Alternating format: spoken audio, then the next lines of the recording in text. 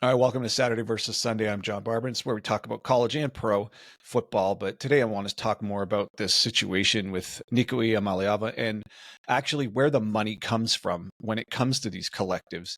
And I think the major disconnect here is we're viewing college sports or college football kind of like it's the NFL, where each team has an ownership structure, it has management, it has a salary cap, and it's using the money and the salary cap to build a team to try to win, which we would find kind of entertaining to watch as fans. So no team's goal is to lose or put a lousy team on the field, and no team is actually trying to put a team on the field that's fun to watch but gonna lose. So like winning is connected to our interest in watching the team in the first place. So that's kind of obvious. I'm obviously stating what we all already understand to be the case, and this is in the NFL. Now, when it comes to college and these collectives, now that there's big time money involved, at least now that there's money involved that's above board and we know about versus all the money that's been exchanging hands under the table in years past. Um, Now it's obviously come to light that recently high profile players like Nico, um, were just demanding more money and refusing to show up to practice. And that was the end of that relationship between Nico and Tennessee. And it shines a spotlight on the concept that these are not athletes. These are not students or student athletes. They're just people playing football, and it doesn't really matter what school they're playing at. And it's even more obvious that they're playing for money and not necessarily for whatever the logo is on the helmet. So there's the problem here, though, is the money's not coming from the school. It's coming from the collective. But where does the collective's money even come from? So I was doing some research here, and maybe this is obvious to everybody, but that money is almost entirely donated by alumni, by boosters, by fans who are hoping the money is going to translate into creating a team, creating the best team possible for their school. But the real problem there is there's a complete disconnect from the money and the school. So the school doesn't pay the players, the collective pays the players. But the players are not necessarily bound to the school because of the collective. So there's not really an enforceable contract, let's say, where you're like you would sign in the NFL, a rookie deal for 4 years with a fifth year option. And for 4 years, you're bound to that team by the terms of that deal. And you can't just after the first year say, you know what, I think I did better than what the terms of that deal was. I want more money. And then after the second year, threaten to leave or ask for more money. Then after the third year, threaten to leave and then ask for more money. The minute you signed your rookie contract in the NFL, you're bound by the terms of that contract. And I brought this up before. Brock Purdy's been to the Super Bowl, and he makes less money than what Nico was already making and how much more he's even asking for. Brock Purdy has every right to ask for more money after the very first year when he went to the NFC Championship game. Like how many players went to the NFL? How many QBs went to the NFC Championship game? 2. He was one of them, but he wasn't getting paid like the guy across the field from him. Then he went to the Super Bowl. So is he not worth the same as somebody who makes it to the Super Bowl? Like Patrick Mahomes is a $400 million deal. Purdy's getting paid $900,000 a year. So it sounds wrong, but those were the terms of his deal. And so you have to make good on the deal. It doesn't matter if it feels wrong or it sounds wrong. That's what you signed, and those are the rules of the NFL. But in this case, in college, I think we make the mistake of viewing it like the NFL, where it seems as though he signed some kind of deal, Nico, at Tennessee. And this goes for all players. I'm just using him as the example at this moment, where we've heard that it was worth whatever, $8 million divided up over a number of years. So I think that means he's bound to Tennessee, kind of like Purdy is bound to the Niners for 4 years on those numbers because he agreed to those numbers. And we see this happen in the NFL all the time where a player is performing at a level that seems to be way past what he's getting paid, or players get paid more, on that same team. Brandon Ayuk signed a huge deal and $30 million a year, and he's injured and he's gone and he's still getting paid. So it's not what you're worth in the moment. It's the deal that you signed. That's it. And it doesn't matter if it feels unfair. You signed it. I mean, lots of people, anybody who runs a business knows this. When you sign a deal, you're guessing as how it's going to go in the future. You don't 100% know. But in this case, in college, I think we make the mistake of assuming it's the same as pro, and that Nico was just bound to Tennessee for 4 years at the number he agreed to, and that's that. But since legally the collective can't really say that it has anything to do with the school, and they can't say it's pay for play, even though that's exactly what it is, then he's not necessarily bound to stay at Tennessee for any length of time. And as we've heard, Josh Payton, a few others have reported that himself and other players were even threatening to not play in their playoff game and asking for more money at that moment too. So this idea, it's just an incorrect idea to think that they're bound to that school for any length of time, other than the windows between the transfer portal, which is twice a year. It seems as though these players can just threaten to leave twice a year, and it doesn't matter what they signed. It doesn't matter how long it was supposed to be for. They can just continually say, "Nah, I think I'm worth more now. I think I'm worth more now." So perhaps they thought his camp thought he was worth more given what Carson Beck got at Miami. But Carson Beck was essentially a free agent. He was leaving Georgia during earlier in the year, at the end of last year, and Miami negotiated a number. It's not like he held Georgia hostage, or he's holding Miami hostage. That was a deal negotiated. He showed up to Georgia with an understood number. In this case, Nico it sounds like multiple times has tried to hold Tennessee hostage, asking for more money during the playoffs. And then again, doing this, I'm just not going to show up. I want more money now at the end of spring practice. But Tennessee's not paying him. It's this other entity that's paying him, which makes for a really weird dynamic with the fans, because we feel like, or a Tennessee fan feels like, something to do with Tennessee, which in this case it's the collective, but something to do with Tennessee gave him some amount of money, and in exchange for that, he's supposed to be loyal to Tennessee. But that's not the case. Legally, that collective has nothing to do with Tennessee, which makes this whole situation completely BS, and that's why this NIL stuff's complete nonsense. This is all just pay for play, but it doesn't make any sense when who's paying isn't the team you're playing for. It's this other entity that you're just hoping you're going to play for that team. And the source of the money is part of what makes this messed up. We're talking about boosters and alumni and fans and people who donate to the collective, but they have no way to guarantee a return on their quote unquote investment. They're just hoping the money is spent in a way that leads their team to being successful. But there's no obligation for the person who receives the money to stick on that team for any real length of time, besides what now is obviously turning out to be just the intervals between the portal window.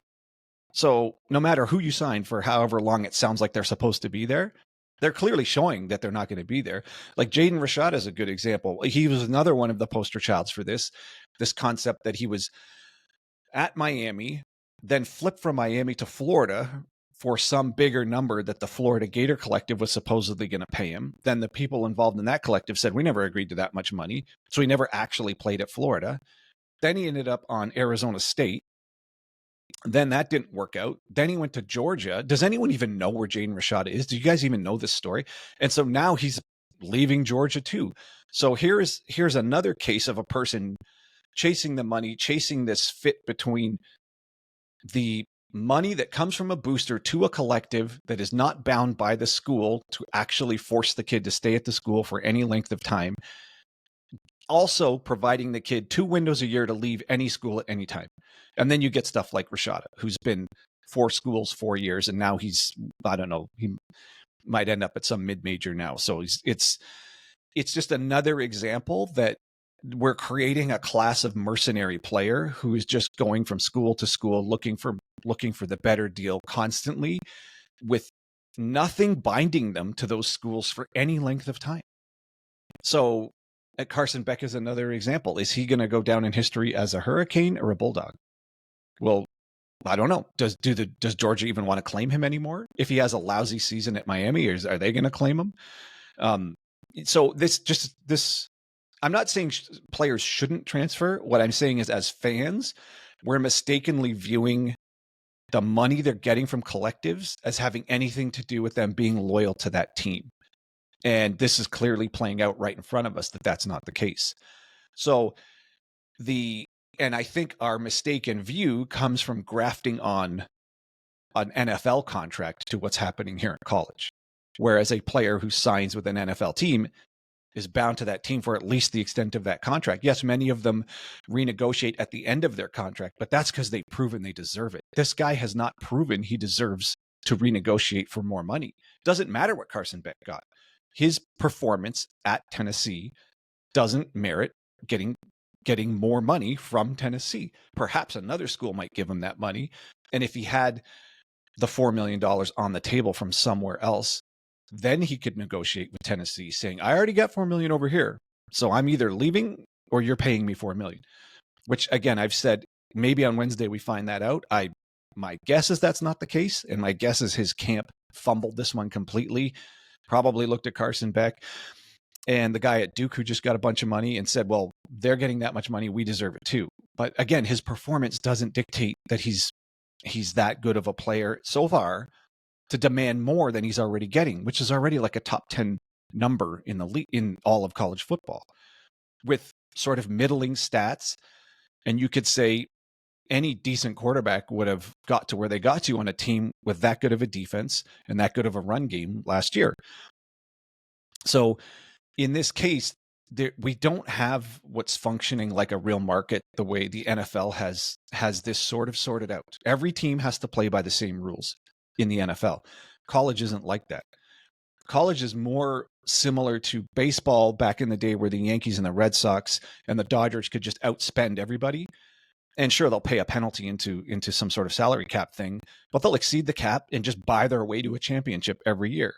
That's kind of where these collectives have arrived at in college. So the rich, like all the rich ones up here, still have all the money. But what's even worse, at least in baseball, you have to make it through your contract, or at least stay. The team has your rights while you're under contract. So that means they can trade you and at least get value back for you. It's not like Tennessee could trade Nico and get any value back for him. He can just walk whenever he feels like it. And it doesn't matter what this collective number was, because the collective isn't Tennessee. The collective is this other entity. And by rule, it has to be a third-party entity. By rule, it's not Tennessee that's giving him this money.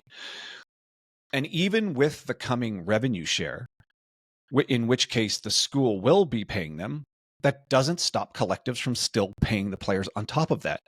So to me, that just means all the money's just going to go higher, and the players are still just going to be moving around for whichever collective gives them the most money on top of what the school's giving them. So this all leads to some kind of uniformity and some kind of regulation that has to arrive here. And if the schools and conferences can't regulate themselves, it sounds like they're going to invite Congress in to do it, which is, I mean, leave anything in the hands of the government, they'll just make it worse. That's how we got here in the first place. So this is a complete mess, and it's only going to get worse until there is some sort of agreement across all of college football on how this goes.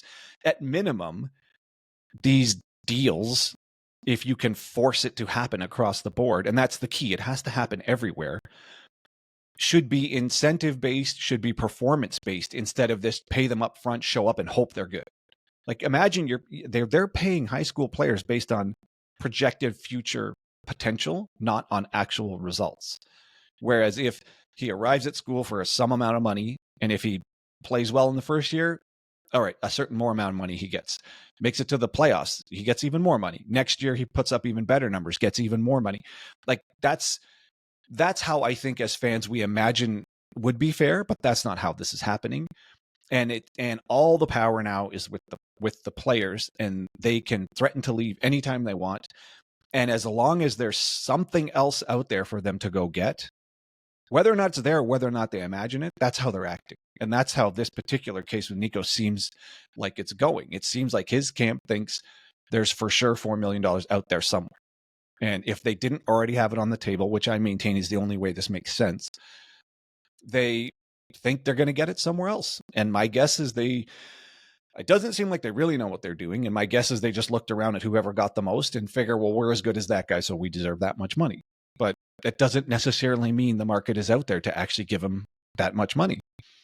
And again, we think of it like it's the NFL, but it isn't. There's different amount of money at different schools, and the collective's money, the people contributing to the collective don't need a receipt on a return on investment. It's just kind of like throwing money at it and hoping their school does, not even their school, hoping the players stick around at the school long enough for the school to do well enough that they're happy with the amount of money they put into the collective.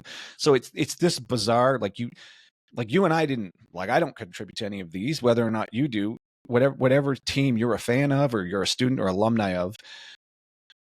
If you haven't contributed to a collective, you're just at the mercy of how this whole system works, and you're just hoping the players involved are actually loyal to your school and actually care about the school as much as you do. But it's starting to reveal itself that that's not really what's happening. The players don't care what's on the helmet. They care what's in their pocket. And until what's on the helmet and what's in their pocket, and specifically the source of the money, is linked to what's on the helmet, it's just going to be this mercenary class of players. Again, even though the Tennessee collective is supposed to be linked to Tennessee, legally it can't be. So they can't really force the player to stay at Tennessee because the money's not coming from the University of Tennessee. Just like any of these other schools' collectives, the money's not coming from the school. And like I said, when the revenue sharing arrives and money does come from the school, the collective is still present to give them even more money, which means the players can still act like mercenaries looking around for another deal. This only works if all of these schools put together collectively agree to play by the same rules and on the same terms with each other. And you don't even need Congress to regulate it. You would need them to all get together and say, for the betterment of the game, and for our coaches to actually build a roster that's going to be cohesive and to show up to the season knowing who the hell's on their goddamn team, can we all just play by the same rules and not have, Penn State at the 11th hour offer way more money than everybody else, and everybody else like, well, we all agreed we were only going to do a certain amount of money, and they're like, yeah, well, we really needed this player, so we just gave him more anyways. Like that can't happen. It can't be this.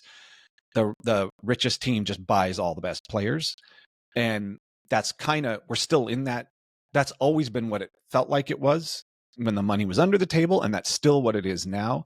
And even when revenue sharing shows up, the teams with the most rabid, I guess, or the most committed alumni booster base that contributes the most to the collectives is still going to have the most money to distribute to the players.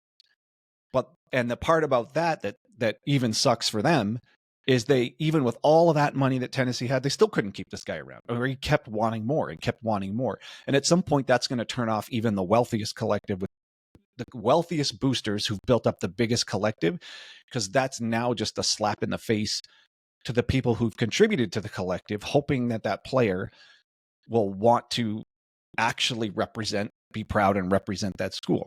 Now, with all that said, I don't know if all of this is just Nico's camp or all of these kids are being misrepresented. It seems as though there needs to be more professionalism with the representation here.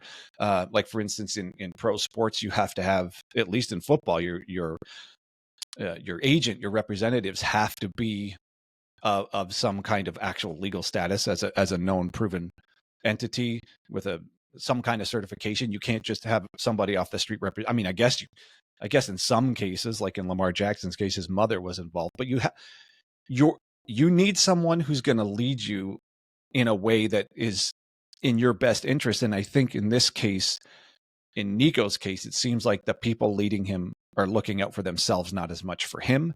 And my guess, and not having any inside information, but just my view from here, it looks like he's being treated as a revenue source or a cash source for everybody involved. And it's not.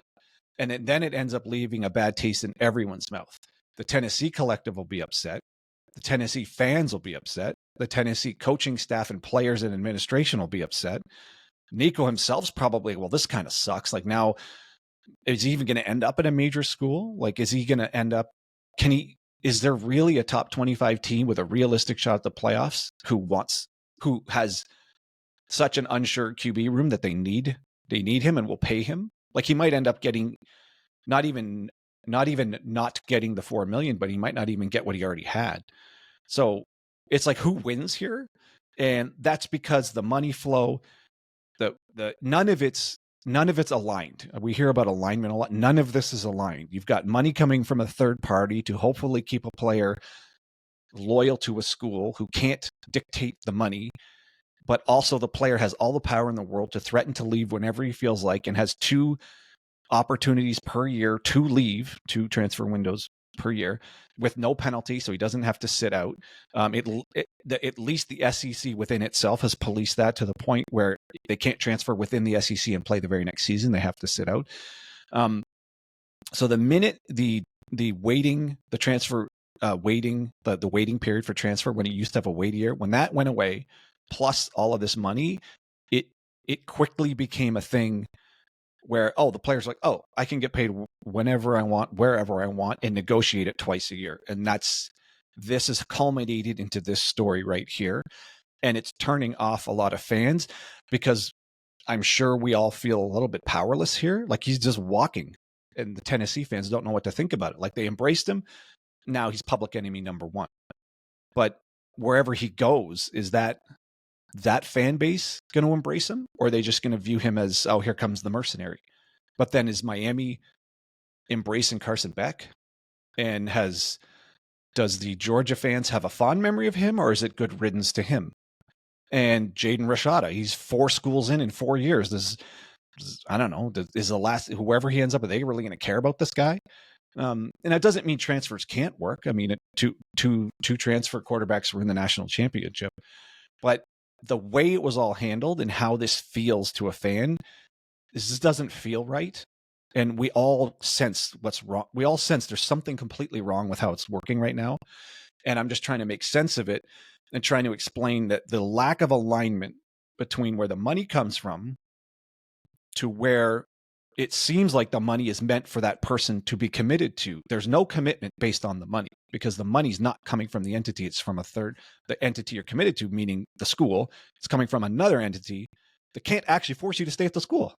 So, and the structure with the portal windows and no penalty for transferring is such that you can leave whenever you want. So this all has to come together, and it requires all of the conferences that want to be involved to play by the same rules and have some assurances for the coaches that a player that gets paid whatever they get paid from whatever the collective is will actually stay on the team for the duration of his contract, let's say, or the team has his rights to trade him and get value in return. Like, that's the major difference here that a pro team can do that these guys can't do. This player can just leave. And if that was your roster construction and other players left a year ago because Nico's got the starting job, I can't play there. Well, then he leaves, and then you don't have anybody left. So now Tennessee is left scrambling to try to find a quarterback. If they don't think the 2 guys behind him are good enough, which sounds like, they're gamers and the team will rally behind them, but it doesn't sound like they have the true talent to be a playoff contender again this year. So now they're stuck scrambling to try to fill that void. So I can see how coaches are completely frustrated here. I mean, it doesn't even make sense that a coach is not even in charge of who's on the team or how that player is compensated to even be on that team. He technically has no say. It's the collective that pays him, and the coach just hopes the kid's going to stay. So I don't know, maybe I'm beating this point to death. The point is, it has to be professionalized now. It has to start looking like the NFL. Players have to be under contract. There has to be consequences, and there has to be some kind of situation where they cannot just exit the contract because they feel like they deserve more within 6 months of signing the contract. So, I mean, I hope that future arrives sooner than later, because as it stands now, I can see how fans just every one of these stories will just make fans a little bit more upset and a little bit more upset. And at some point, it's just killing the soul of the sport. And college football is my favorite sport, and I'm sure if you're listening here, it's your favorite too. And it's just, there's something different about it than the NFL, and part of it was the loyalty to the school, which sounds like is rapidly going away. So I don't know. I hope things are going to improve. Anyways, let me know what you think in the comments. Appreciate you sticking around and watching the video for this long. Catch you later.